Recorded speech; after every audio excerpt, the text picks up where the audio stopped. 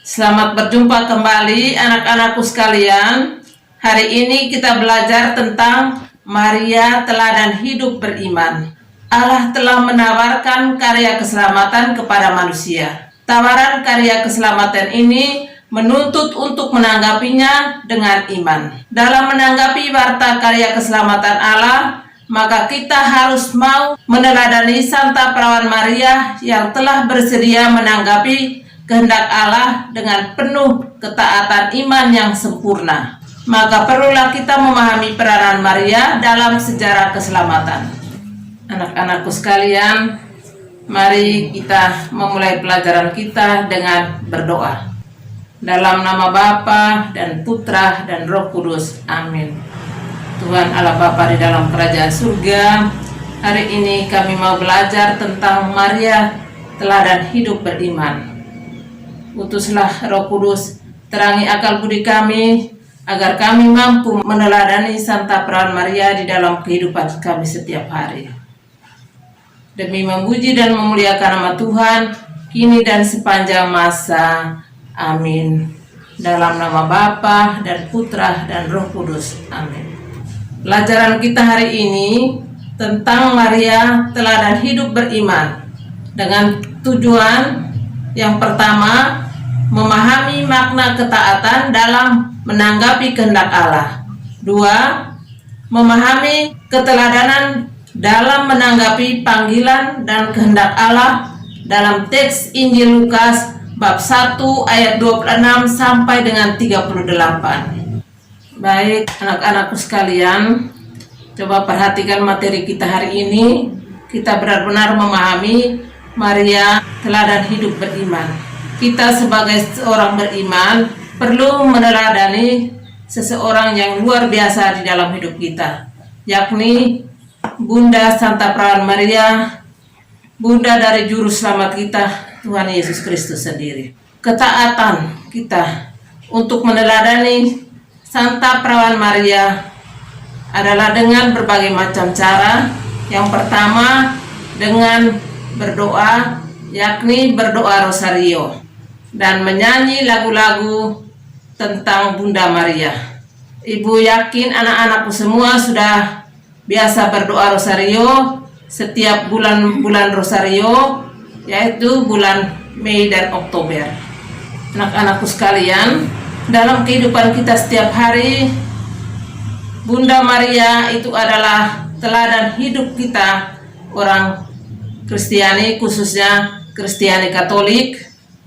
Kita terus meneladani Bunda Maria dengan berdoa dan berdoa, yakni berdoa rosario setiap hari dan di dalam kehidupan kita.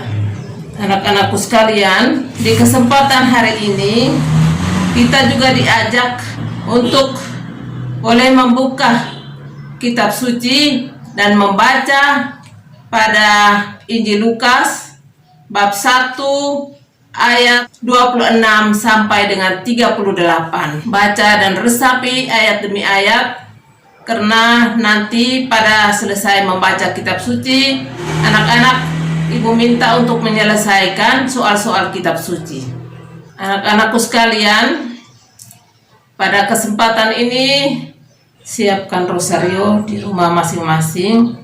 Supaya bisa berdoa rosario, anak-anak harus berusaha untuk memiliki rosario untuk masing-masing. Supaya bisa berdoa rosario dengan sempurna, Ibu berikan sedikit gambaran bahwa hari Senin dan hari Sabtu itu peristiwa gembira, hari Rabu dan hari Minggu itu peristiwa mulia, hari Selasa dan Jumat itu peristiwa sedih, dan hari Kamis itu peristiwa terang. Itulah peristiwa-peristiwa yang harus kita siapkan untuk berdoa rosario secara saksama.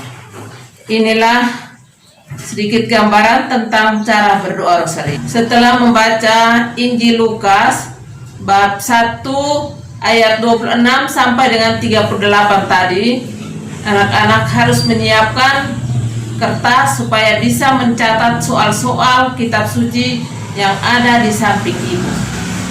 Soal kitab suci yang pertama Apa inti warta malaikat Gabriel yang disampaikan kepada Maria? 2. Bagaimana tanggapan Maria terhadap warta malaikat? 3. Risiko apa yang akan dihadapi Maria dalam menanggapi warta malaikat tersebut? 4. Apa peran Maria dalam sejarah karya keselamatan Allah bagi manusia? 5. Teladan apa yang dapat kamu ambil dari sikap Maria tersebut? Hanya ini soal-soal kitab suci yang harus dikerjakan oleh anak-anak sekalian saat ini. Dan kalau sudah selesai, langsung kirim ke WA grup agama. Anak-anakku sekalian, marilah kita menutup pelajaran kita hari ini dengan doa. Dalam nama Bapa dan Putra dan Roh Kudus. Amin. Salam Maria, penuh rahmat, Tuhan sertamu. Terpujilah engkau di antara wanita, dan terpujilah buah tubuhmu Yesus.